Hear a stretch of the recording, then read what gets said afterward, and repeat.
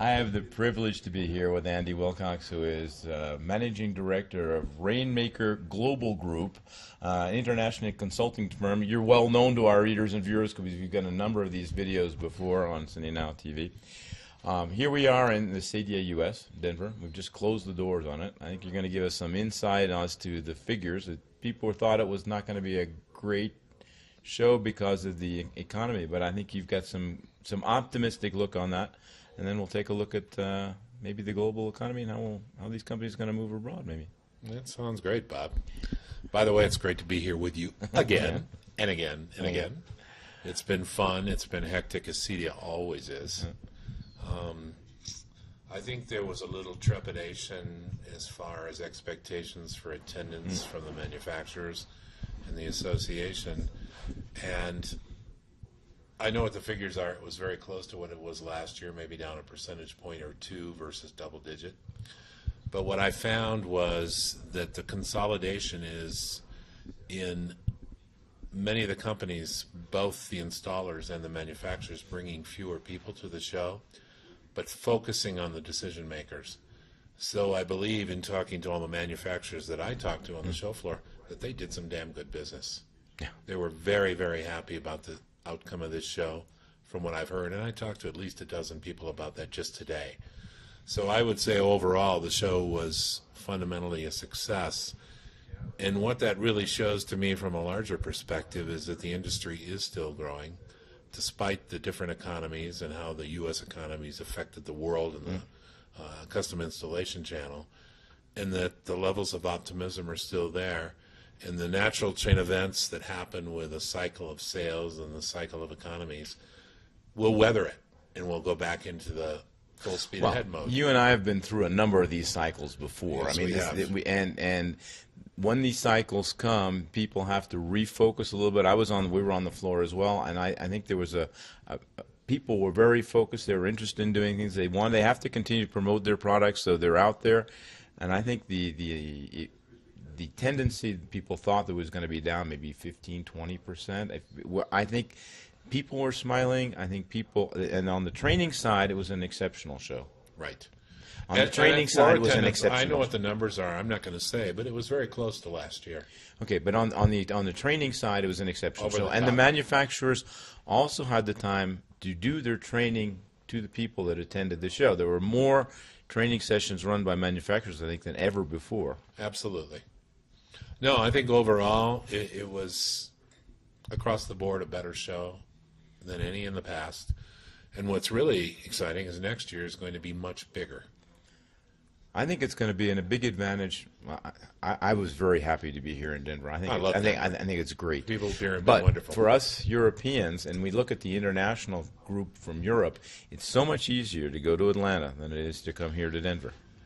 You know, I think the big advantage to Atlanta is there's over 1 million square feet of show floor space, and there's been a demand from the manufacturers to be able to expand their booth size. And there's also perennially a waiting list for CEDIA, for manufacturers to get show floor space. Denver, as wonderful as a venue as it is, doesn't have the show floor space to accommodate the people waiting in line to get in here. So you're going to see something that looks probably quite a bit bigger next year, and more energy. And hopefully the economy will have turned the corner in the U.S. And because of that, the trickle-down effect to the other continents will show as well. Well, it's easier to get to, cheaper to get to, and the time zone for us in Europe is much more Sounds easy like to an handle. Atlanta commercial, Bob. Yeah. I'm very much looking forward I'm excited. for the 20th anniversary. anniversary. It's the next 3 years, right? Yeah. The 20th year of CEDIA, and it's the next 3 years, which is great. What I did notice this year at the show, I wanted to bring this out, is there are significant numbers of offshore companies and countries represented here, more than ever, especially from Asia.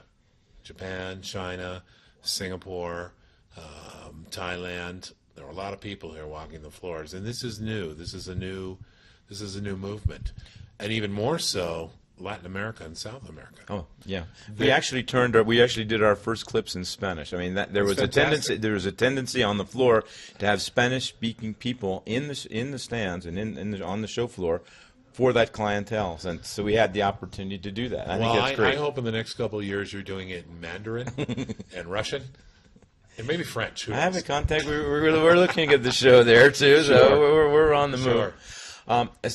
As sort of an optimistic closing, the American companies or companies in general, there are markets out there that are growing. We see the European markets, especially with the dollar and the euro the way they are, the dollar, euro, and the pound. Maybe you can give some insight, sort of as an optimistic closing. What can we do to help these guys to continue to grow and keep smiling like some of them are out there? Sure, I'd be glad to. There's one little perspective I wanted to give you about the growth of the industry overall, and this affects all manufacturers from all over the world. Even though the economy is doing what it is doing, if you look at the combined ubiquitous growth of this industry based on the attendance at ISE and the new show that they're going to have in Abu Dhabi next spring, and this show, the industry is very healthy. Now, that should be a clear indicator to the manufacturers that there is opportunities globally and that it's very real. We know that the Integrated Systems Europe show, which is at the end of January, beginning of February in 2009 in Amsterdam, will attract 30,000 people or more. And there is going to be growth there because I know the show floor space has grown. That's very exciting. You've been there. It's a great show. Yeah, well, we had a talk with Mike Right. before, so that Mike's it's clear. great. It's clear. And now Mike is working on the show in Abu Dhabi, which is going to represent Middle East Africa, and we're very optimistic about that too. All the manufacturers have had their eyes on Dubai, the buzzword, and Abu Dhabi, and the GCC in general, all the upscale oil countries in the Middle East with great opportunities. Everyone should be thinking about that and looking at it, because when you start a show, the prices are right. And the opportunities there, we know what the growth of that region is going to be. So everyone should be optimistic about that. They should be thinking globally, no question.